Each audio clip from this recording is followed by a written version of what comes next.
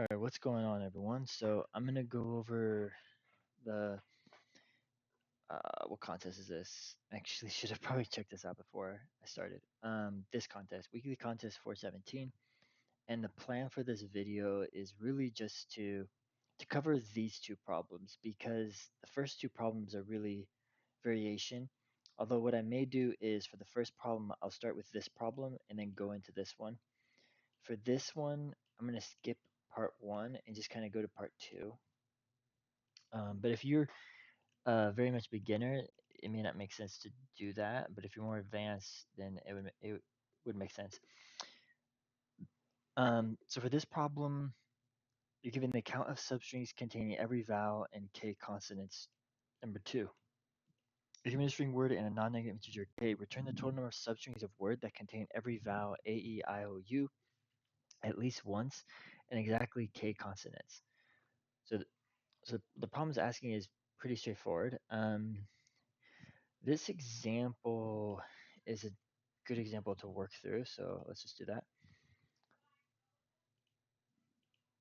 So yeah, so basically you want to count, I think for this particular example, it says k is 1. So you want k to be equal to 1, which means you want one consonant in the window, but each vowel has to be counted.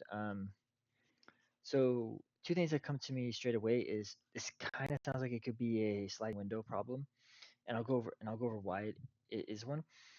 And like two values that are useful to know, you can just think is the count of consonants. That should be really useful to know. And also the count of vowels, like each vowel. So what's the count of A, E, I, O, U? But for the count of consonants, you just want the count of every consonant. It's just a total count. So if I have a Q and a K, then that's a count that's equal to 2. Those are both consonants, so they both add to it. It's just a single integer tracking the count. So um so yeah. So then what you can do is basically like let's figure out where k is equal to 1 and has all the vowels. So here we have an I, E, I, O, U. Okay, so right here when we reach the U, we have a 1 of each vowel. So we're good in terms of the vowel, but we haven't satisfied the k constraint yet. When we add the Q, we also satisfy the K constraint. We have 1K. Cool. So that's the sliding window that will count towards our answer. Then if we add the other K, oh, well, now we have too many K. So then the window is going to become, it's going to move the left pointer until it's back to one consonant. So basically, the sliding window satisfies the K. It satisfies the number of consonants. So um, given a window, which is defined by a left and a right pointer, you're going to say that in that window, so say in the window, the consonant count or whatever, the count of consonants in the window is always going to be less than or equal to k. Let's just say that. So it always satisfies that constraint. The vowels may not be satisfied within the window, but it can become satisfied over time. So like here, it builds up the IOU. Okay, so when you're at this point, you have another window that has 1K, so it works. And then when it adds this other Q, now K is 2, or there's two consonants, so it's going to move the left pointer until it gets to here, and it's going to calculate that. Now, a way to solve this, so one solution, this is a solution that I came up with, was basically that let's suppose K is 2 instead of this example. And then let's suppose we have like an array, and let's suppose we have something in here, and let's say the count of consonants is equal to 2, so it's equal to k. So in that scenario, and let's say Um, this is as tight as we can make it without where the number of vowels is greater than or equal to 1. So the count of each vowel of each let's say count of vowel for each vowel, so this could be whatever one, they're all greater than or equal to 1.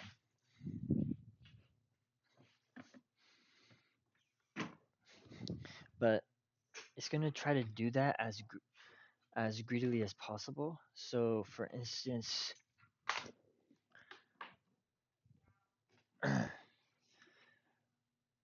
um, what that means is if I have an A, E, I, O, U, and then I have another A, E, O, U, I, U, E, O, U, something like that, right? So what's going to happen is we're going to have a window here, but then when you include this next A, the count of A's the count of A is equal to 2, but we just need the count to be greater than or equal to 0. So it's going to actually consider this window um, from here to here. It doesn't need to include that other A. So that's what I mean by it's going to be as constrained as possible. So then when we add this E, we just need this window. Then when we add the O, we need this window. Because the O, even though the count of O is greater than or equal to 2, we can't like move from this I, because if we do, the count of I would be equal to 0. So we can't do that. So left pointer is stuck until we reach another I, which we reach here. So then when we reach this I, now how far back do we have to go? We only need to go back to this A here. So we're able to move the left pointer all the way to this A here. And then here the window is still accurate. So if you construct the sliding window to work like that, then you really have two scenarios. This first scenario is that the count is equal to 2, and in terms of the consonant, so it matches k. So basically, the count equals k. That's the first condition. And when that happens, either the count of vowels is all greater than or equal to 1. If it is, then you're good to go. If it's not, then there's no reason to do it. But let's say it is, and let's say you have like an A, E, I, and let's say the next consonant is here. So if you think about it, if you take the window that ends here, how many substrings do you have that are valid? Well, you have the substring that fills in this, but you can also take on this A. You can add this A and then go here. And you can also take the E, but you can't take the K and go here because then you have more than 2 consonants. So you can go all the way back until you reach that next consonant, and then take that sum. So the answer here is 3. It adds 3 substrings to the final answer. So how can you find that? So the idea is use a prefix sum so that you can see how far back you can go. So for instance, your prefix sum may be 0, like um, let's just say you have some consonants. Um, I'm just trying to create an example. So let's say you have some consonants, and these dots represent vowels. So so you originally start at 0, then it's 1, then it's 1, 1, 1, 1, 2. So you just increase this prefix sum whenever you see a consonant.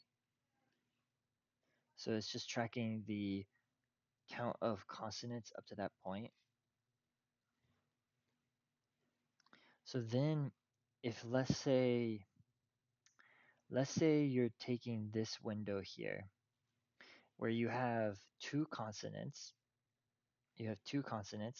So you want to know how far back do we have to go? Well, look at these integers here. Basically, let's say you currently have up to this prefix, the count is 4. So all you have to do is say take 4 minus 2. In other words, you're taking the prefix sum at the right endpoint minus k. In other words, like this 2 is k, and then and this 4 is from the value of the prefix sum at the right endpoint of the sliding window. And then just basically take this and then binary search this to find this index. So do lower bound binary search. Will return this index right here, and so this will be like one of your indices, and um, then find um, and then it can go up to here. So let's say this is J. So from I to J is valid. So in total you have 1, 2, 3, 4 valid. And if you take J minus I, that's equal to, well, this is, it'll be equal to 4. So equal the number of subarrays. So if you just binary search here for here, the I and the J, you can do that. But imagine for a second that instead, in order to satisfy the vowel constraint, you have to be from here to here. So this vowel is a vowel that you need. This A you need to include. Then instead of 4 would be wrong, because in reality you can't take this one now. So in that case, it needs to go, it can only take up to 3. But no worries. All I have to do in that case is basically make sure that instead of subtracting by, I think I mixed these up. This is I. This should have been, well, no, this was J minus I. Instead of doing J minus I, just take the min of the left endpoint, because technically this is the left endpoint, and and and J. Yeah. So just take the min of that. And so if you did that, it'd be the min of L and J. Then since L is 1 less than J, um, it will. Okay. So yeah, so you take the minimum here. So if you take the minimum here, that will work. Um, so this is one way to solve it, but that's when the consonants is equal to k. It's possible that the number of consonants is less than k for the current window. That doesn't mean, let's see. So you have a window here, and let's say the count is equal to 1. So you have like one consonant, but you have A, O, U, so you have something like that. And then maybe you have O, E, and another C here, right? So in reality, the window will be here, from here to here, but you can count everything from here. So you can count a total answer of 3, and the count is equal to 1. So in this case, it's a little different. It has to look back on the prefix sum. So let's say the prefix sum here is 2. I don't know. Let's say here it's 3, 3, 3, 3, 3, 3, 4, 4, 4. And then let's say back here it was 2, 2, 2, 2, whatever. So in this scenario, you have your prefix sum of the right point, which is equal to 4, and you know the current count is 1. So where do you need to look back here? Well, you need to look back to the point where, and let's say these are like this. You want to look back to the point A, E, I, O, let's say like that. So you want to look back to the point where this C is. So you want to binary search for this point, because this will be where the window can start. So in this case, you want to binary search for K,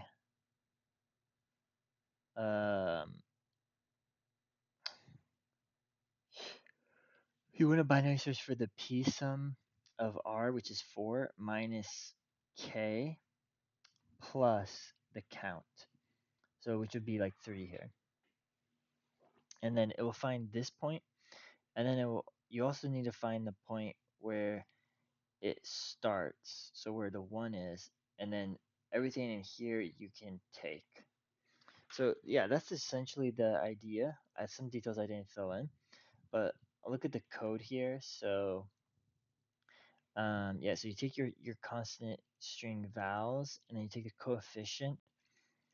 And this is just a way to calculate convert the character to an integer value, and you check, is it a vowel? By I'm just using this found. Um, and you use the frequency array here. You say need is how many vowels you need to be at least to have a frequency count greater than or equal to 1. Um, and then count is the number of consonants. So you build this prefix sum of the consonant counts. And then in here for the answer, you get your left and right pointer and your update frequency. And then you update if it's a consonant. If it's not a consonant and the frequency is equal to 1, that means you just you just made a vowel satisfied, so you decrement how many vowels you need. And then basically, if the number of consonants is greater than k, then you move your left pointer. But make sure if you hit a vowel and the vowel frequency becomes equal to 0, just make sure you increase your need, because now your need that vowel is no longer in the sliding window. And otherwise just decrement the consonants. And then basically, if you still need a vowel, skip this next part. And then this goes into here, and basically what this does is moves until it basically makes the window as small as it possibly can, while also including all the vowels having at least 1 or greater. So you decrement if it's consonant. If it's a vowel and the frequency of v is equal to 1, then you break, and otherwise you decrement the frequency of v. And then here you do this L plus plus. Um, and I mean, yeah, and then basically this right here, it calculates the frequency of v, and it just says equal to, yeah, so yeah, sorry, I'm getting a little distracted here, but yeah, you have to break if you're about to decrement a vowel to be 0, because you don't want to do that. So you at least keep the window to have all the vowels be at least greater than or equal to 1, and need would still be equal to 0. So then it just checks if the p sum is less than k, because that means you can't possibly get enough consonants. Otherwise, it does the lower bound search, which um, takes this prefix sum and then subtracts by k plus 1. Oh, wait a second. Right, this is the upper bound one. Okay, so you can figure it out, but I think I did do something slightly wrong here, because this is yeah, so the upper bound here is 3, so it's plus 1, and the lower bound is 2 here. And then up here, you don't do plus count. Instead, you do this one. So yeah, so this is the upper bound. And you want to take the min of the upper bound and L plus 1. And the reason why you add these plus 1s is because the prefix sum is 1 index. So the right index actually corresponds to R plus 1 in the prefix sum. And then it does this and gets the lower bound, and it increments the answer based on that, because that's how many substrings you're going to contribute. And that's just like one explanation. Hopefully that's clear. It might be a little bit that's just an idea of approach to it. And then I'm going to go into this problem right here. Oops. Wait, what the heck? Yeah, I'm going to go into this problem really quick. And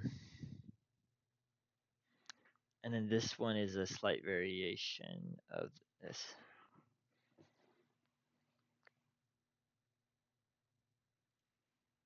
Okay, and then there's another solution to this one. Actually, let me go over the other solution to this problem.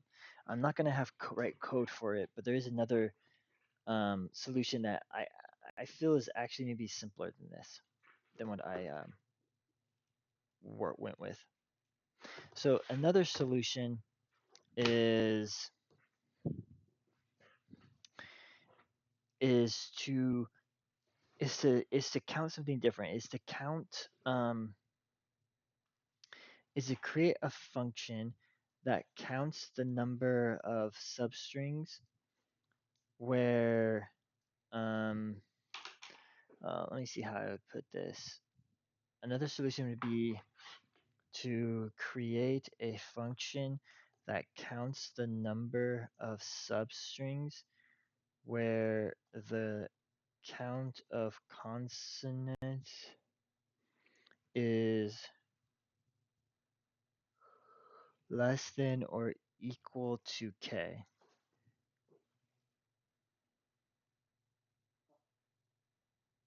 Okay. So imagine you have a function that did this. If you had a function that does this, let's say it's f, then how could you get the how could you solve for where it's equal to k? How to find the number of substrings where the count of consonants is equal to k? So how could you do that? Well, you could take f of k plus 1 minus f of k.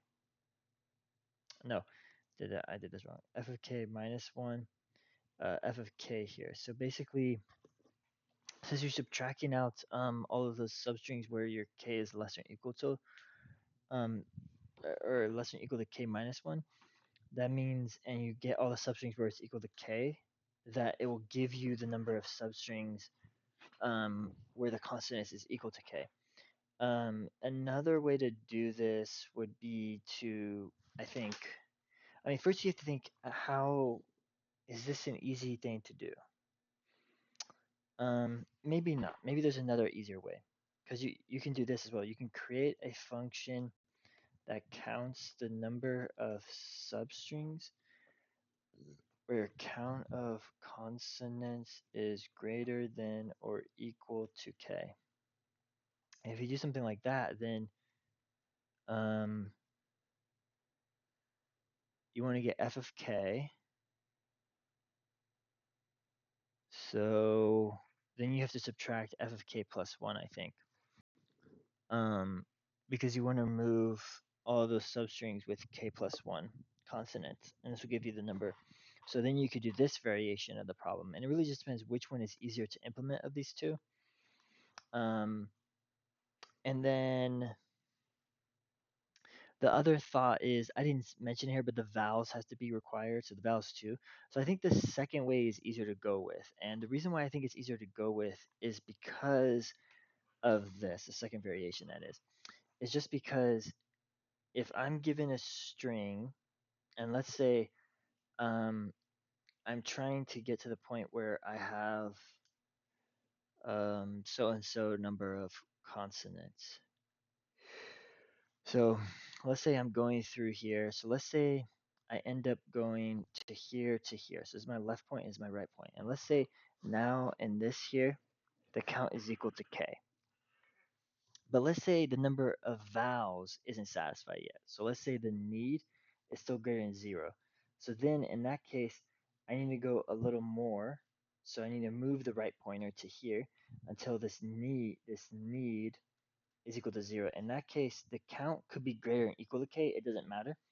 But then if you go here, if this substring is satisfied, where it satisfies both constraints, where the count of each vowel is greater than equal to 1, and the count of number of consonants is greater than or equal to k, then every single substring up to the end of the array is also going to be valid, because you're going to definitely have enough vowels, and you're definitely going to have, and the count will just increase. So then you just will take the n minus r and add that. So add the length of the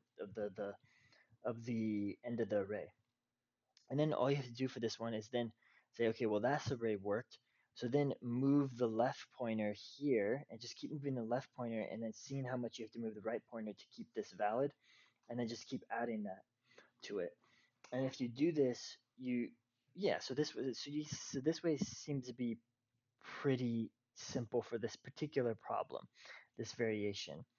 It works very intuitive in a sense because I just need to add the length of this like suffix of the array to my answer, given that the current substring from L to R is a valid substring. If this is a valid substring, then that means all of this is a valid substring, given I'm calculating the number of substrings where the count of constants is greater than or equal to k.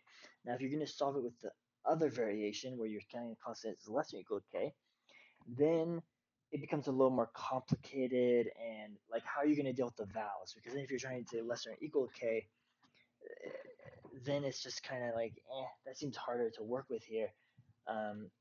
That's so. I mean, I hope that makes sense.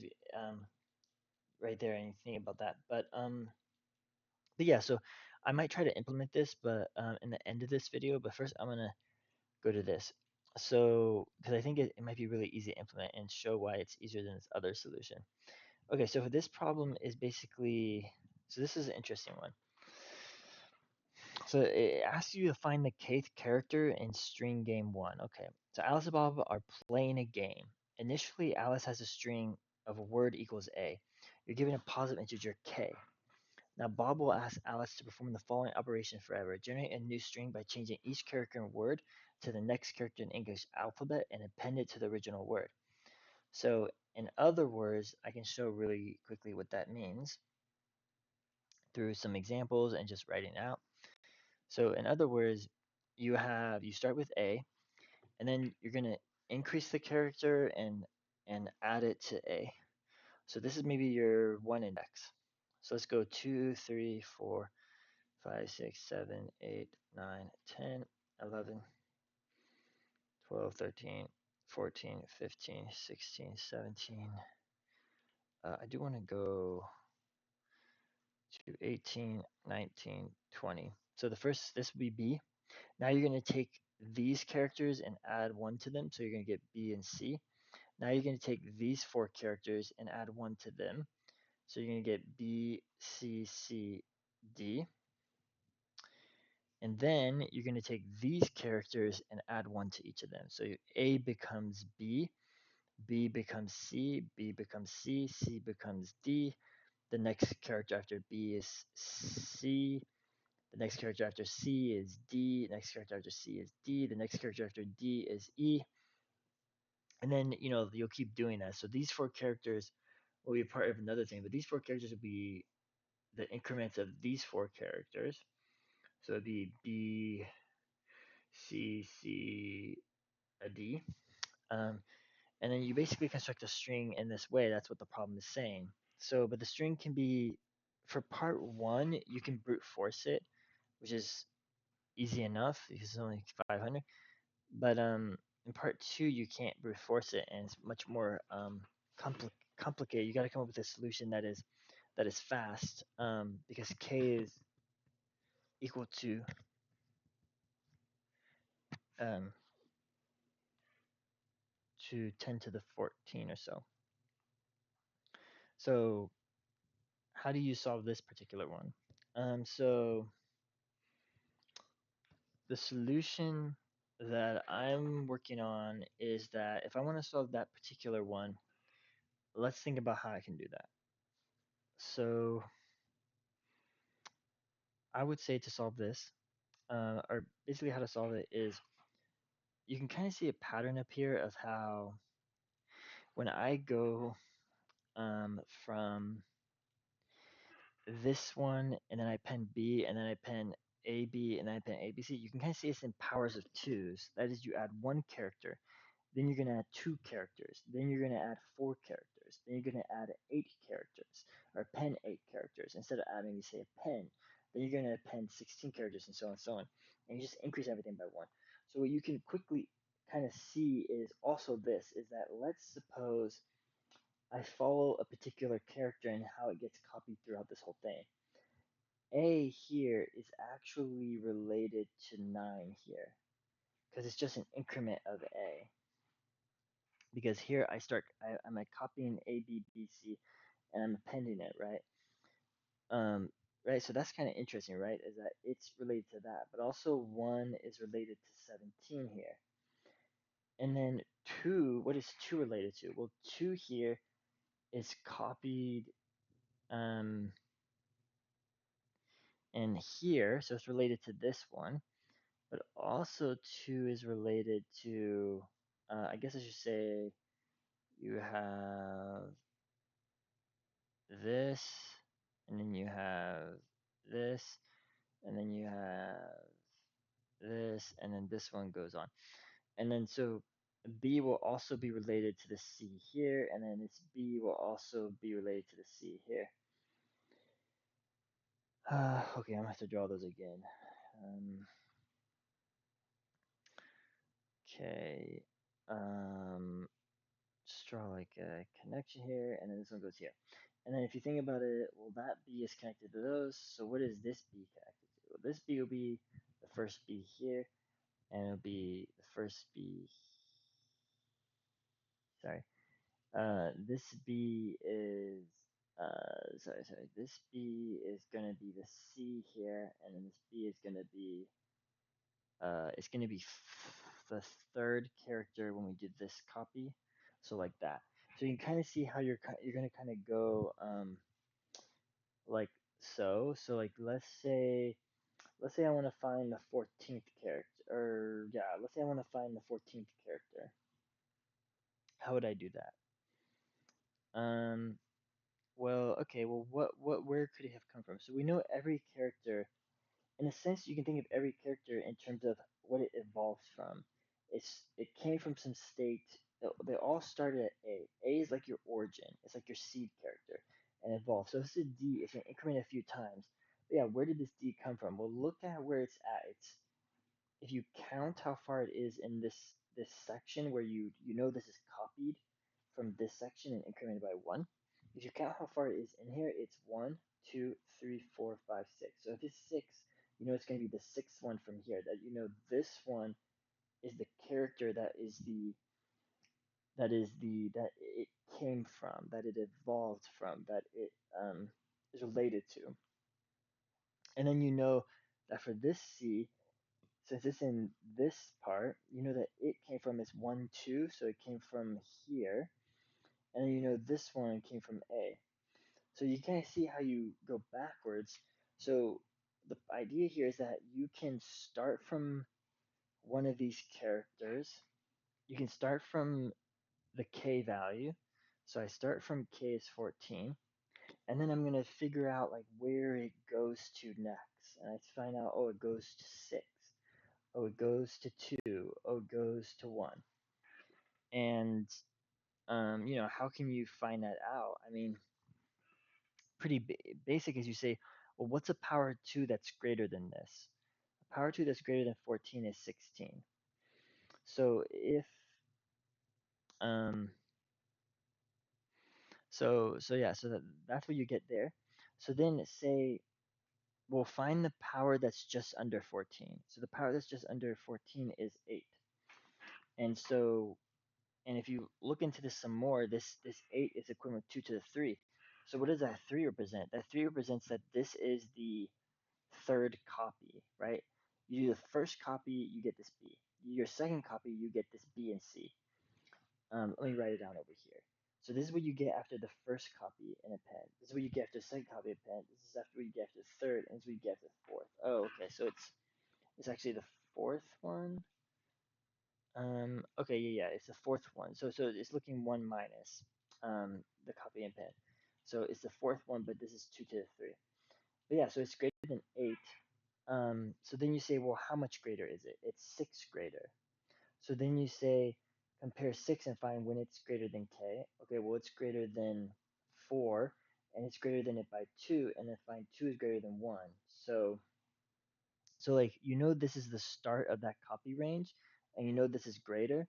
So you just need to find out how much greater it is because that tells you where it goes back in the other array. I hope this is clear. I think there's other ways to kind of visualize this, but in this sense, you kind of just work through an example and you kind of see how it recursively relates and how it relates to powers of twos and how it can kind of jump through.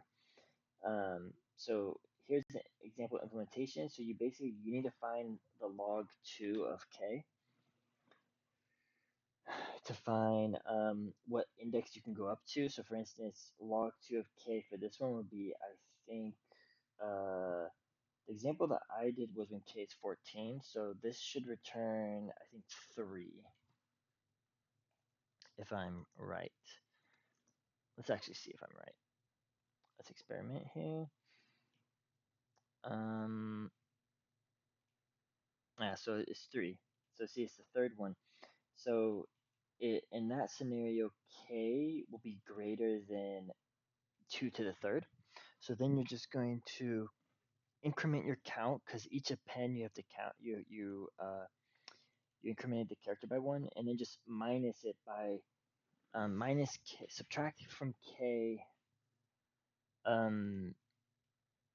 this value. Right. Okay. All right. Yeah, it's slightly different from what I actually said. So you go from 14 to 6. That was just convenient. But when you go from 6, you do go to, yeah.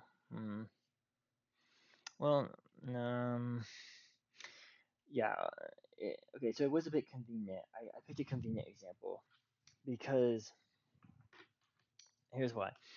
Because it's possible if you pick this 9, you don't have to. This 9 originated from the A, so this 9 will actually go to the 1 directly. So you're just subtracting off. You're not subtracting the difference here, which I just realized wouldn't even make sense. Or I was saying the difference is where you go. I mean, which kind of makes sense, but if this 9, if you subtract the difference here, it'd be 1, which I don't know if this is even clear, which would not work. So really, this 9 is you subtract 8 from it, and you go all the way to the 1. Because the length of this segment is whatever the power is, so you subtract that from it and go and say, okay, go back to that point. So another way to visualize it is that if you have an array, if you have an array like this, if you have, hold on, I need to move around here a bit. So I think another way to visualize it is if you have an array, like this is very bad array, and its halfway point is here, right? So we're in this segment of the array. So let's say we're somewhere here. Where we're going to map, we're going to map back to basically relatively same distance from here as here. We want these to be the same distances. And so to be able to go back that distance, all you need to know is what's the length of this segment, and basically you're subtracting that from D. So it takes it back to here. And that's where you came from when you did this append, because this is like your part that you appended, which is an increment of everything over here. And so you go back to there.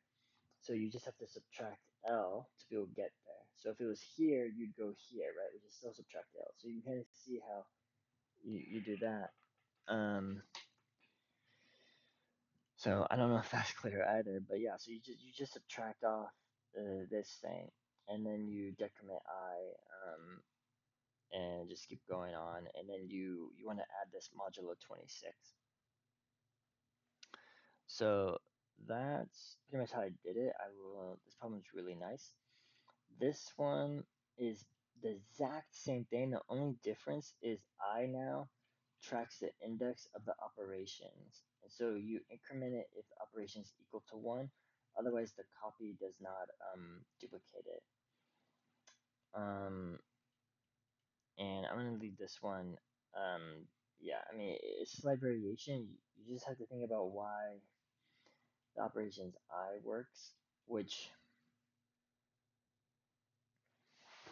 let me think here.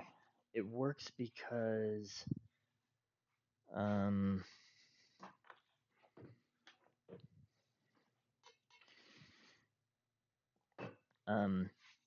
it works because um,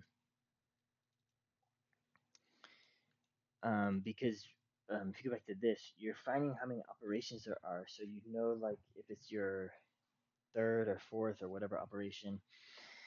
Um, that's hold on one second. That's why wrong one. That's why it kind of does this thing. Because like it's your fourth operation, and then if it's like here, it's your fourth operation that got you here. So you say, okay, it's here's my fourth operation that created this B, right? It's the fourth operation that created this B, or since it's zero index, it's your third operation, I guess. But that B originates from the A, so then you don't have any more operations. It was just one single operation that took you from there to there. But yeah, I mean, hopefully that's clear. But I'm gonna move on to this one. So let's write this one out real quick using the strategy. Okay, so there's a few improvements I want to make here. Okay.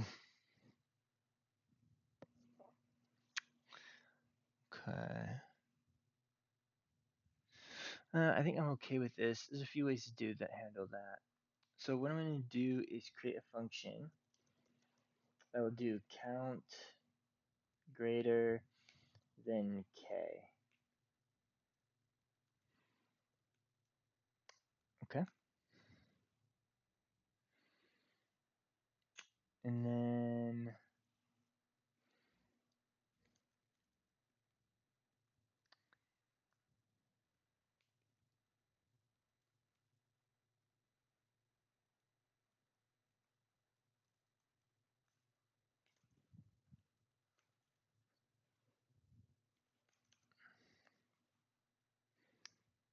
okay, and you won't need like the prefix sum and that binary search or anything.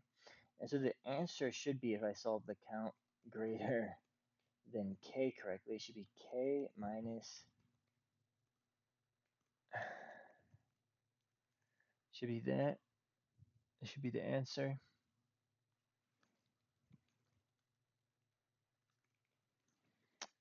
And so you're gonna have your left and right pointer. What pointer do you want to move each time? R or L?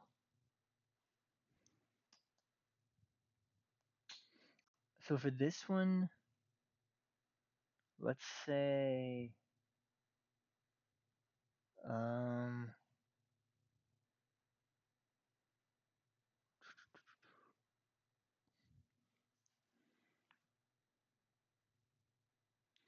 hmm. Let's say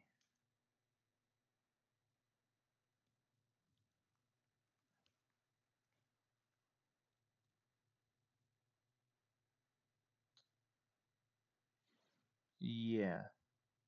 Say this increments L. So then say while is while need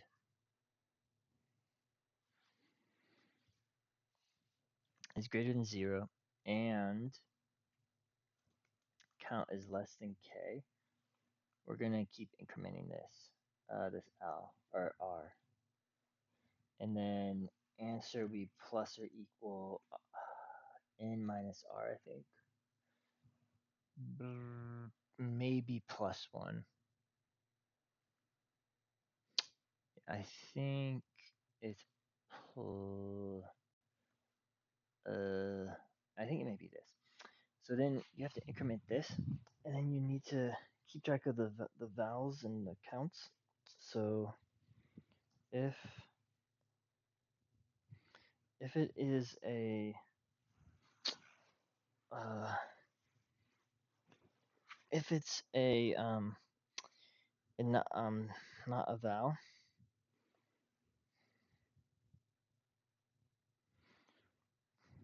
then do count plus plus.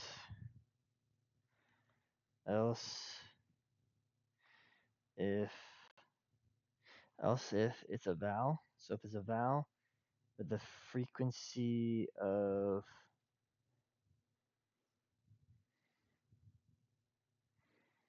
of so let's say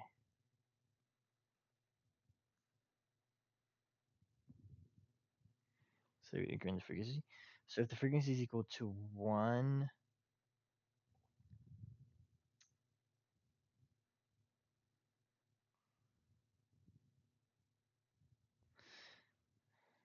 frequency is equal to 1, that means added you just added a vowel so you can decrement need. Otherwise, yeah, you don't do anything. So you're gonna keep moving the right pointer until you get this.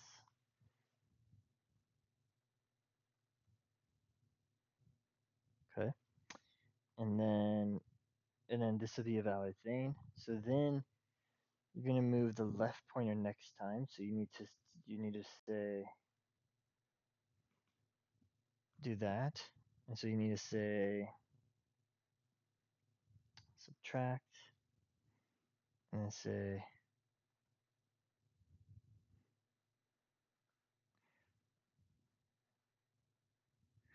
if it's not a vowel, say if it's a consonant. So if it's a consonant, I'm gonna decrement this.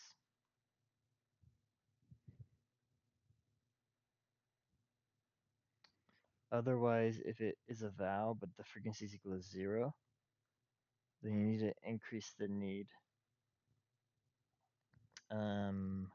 Okay.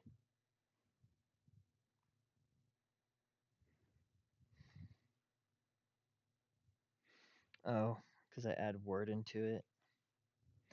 I mean,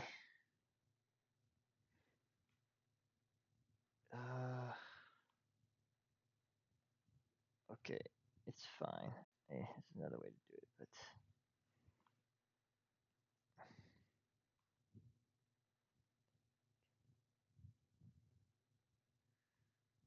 oh, this had a heap buffer overflow. Right.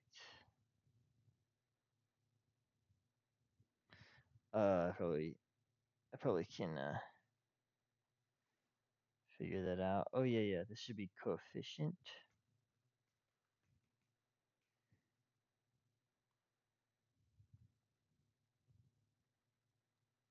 V is fine, and this should be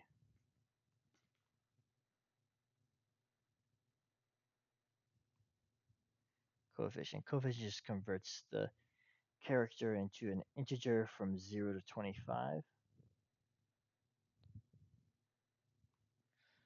Output 5, expected 0.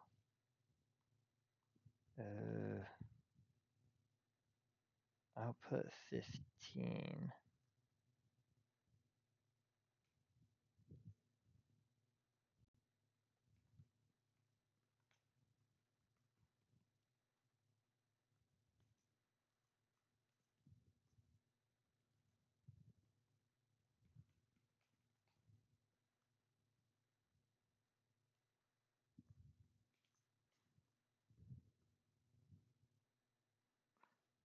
Maybe, hold on.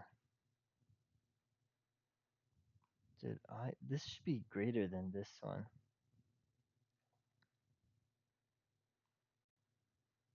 Which it is, but it's a little bit too much greater to where it's weird. Greater than or equal to k.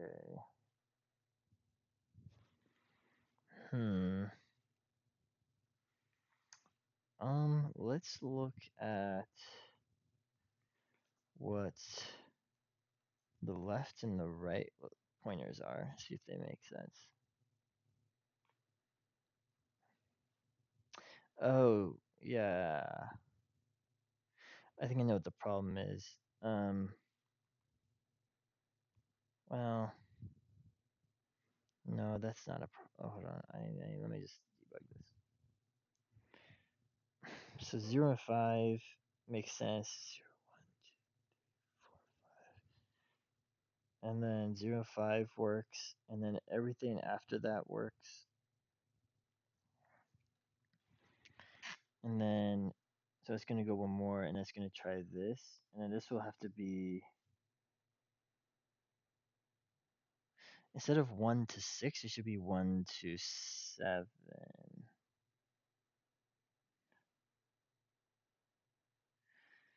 Something's wrong. Because it removed the I. So it should have removed the I here. And then it should have incremented need. And then when it reached the vowel, it should decrement.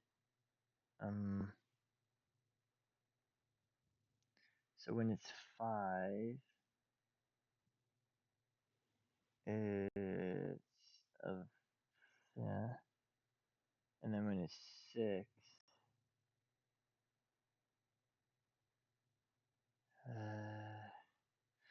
wait, I'm confused. What's happening here? Is it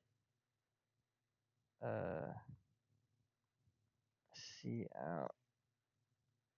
C out.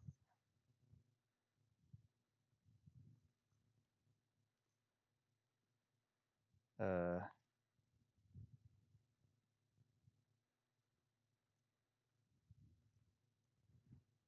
what about this? Does this work?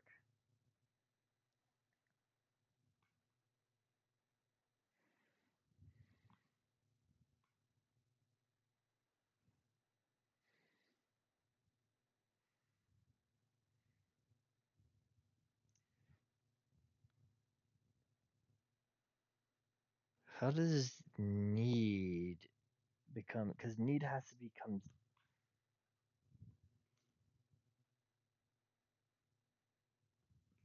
Uh, right.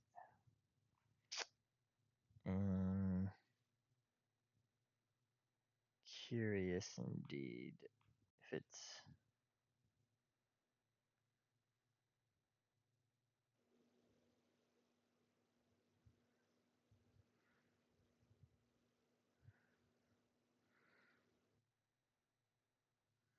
Wait, what?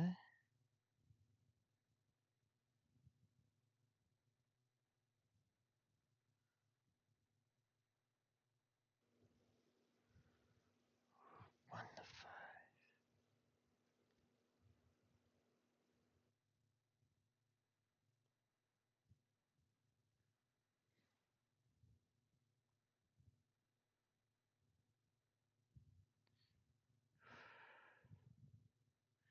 Oh, oh my gosh. I don't know why I did this. It should be or. Yeah. Whoa. Eh, that should be true. This could be or. Only one of those need to be true.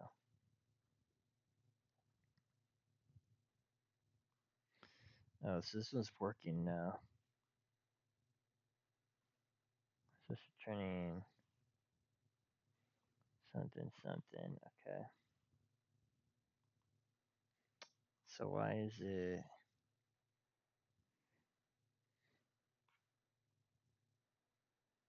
Kind of want to see the two eyes I get. 28, 31, I think. 31 and 28. Okay. A I O U.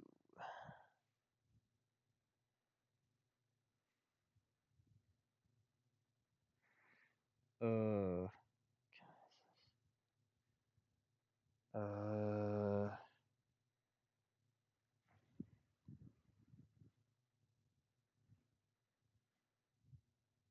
0, 5.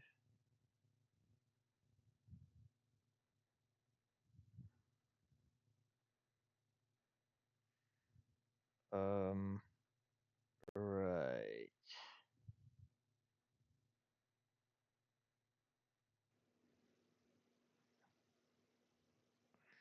So I think I need that +1.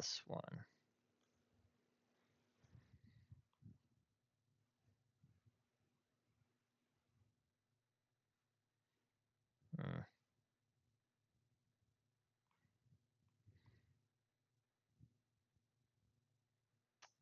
I guess the problem for this is that technically k is 0, the answer is 1.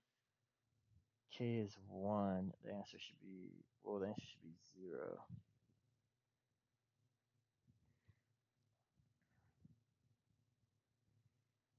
So maybe that doesn't make sense. But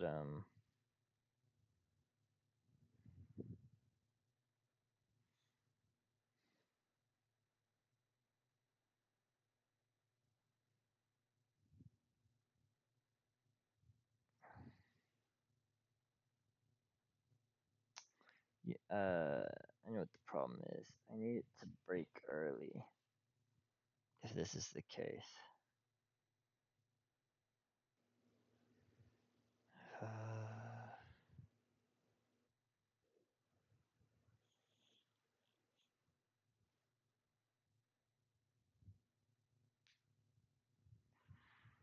Uh, that, or you just say,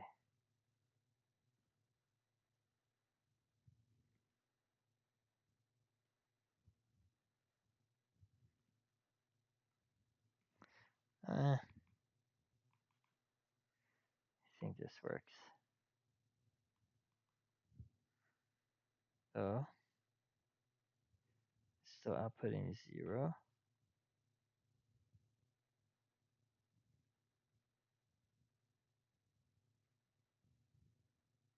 Me,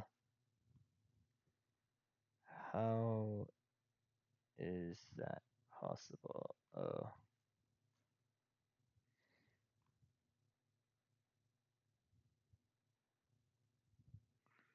yeah. Okay. All right. Well, I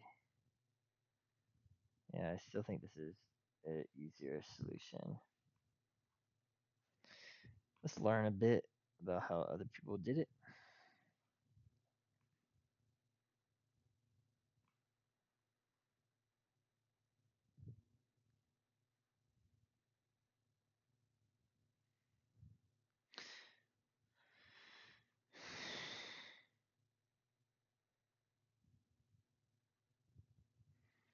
Hmm,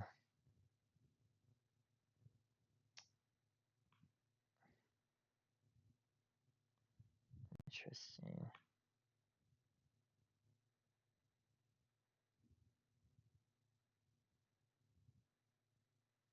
No, this is more similar to the method I was using before, I think. This one is where you say count at least k. I said count greater than k. Um, same thing, but yeah, it's count at least k. And then it does something similar, I, j.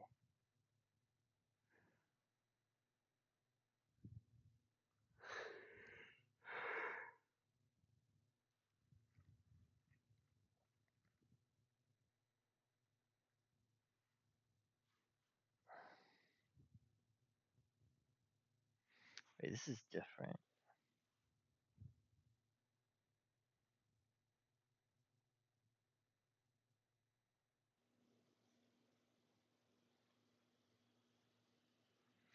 Oh, okay, so they're using count 6. They're using this to count the number of consonants to add one. So if it returns 0, or not 0, but the end of the thing, then it will be pointing to the 5th.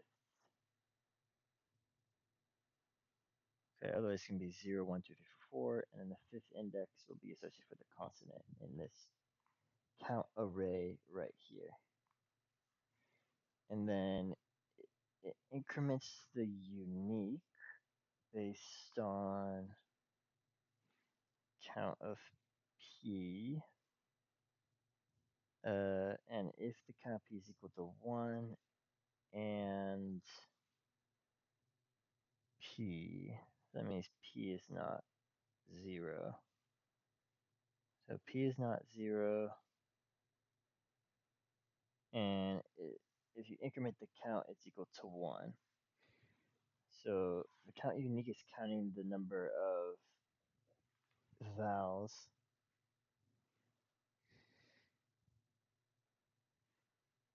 I think. And then, no, okay, here's the thing I don't understand. If you do fine and the character's not in it, what's the integer value of that? Let me test it. So if I do this, and I do vowels dot find, I say find b. What is this equal to?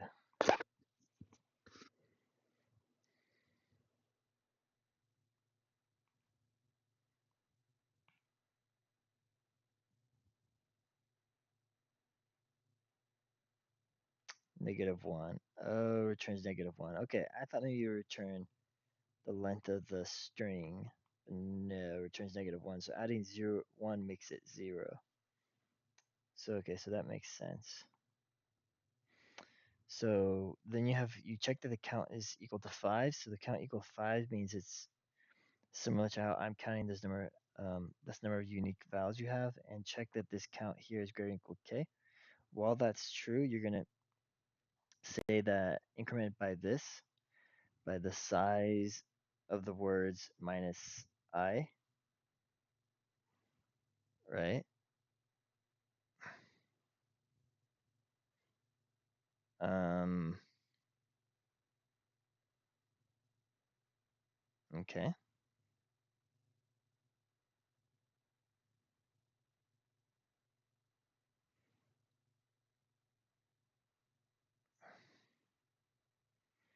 Okay, yeah. So this is kind of similar to what I was doing, and then here it'll just get this point for the J, and then update this necessarily. Update the count of unique vowels.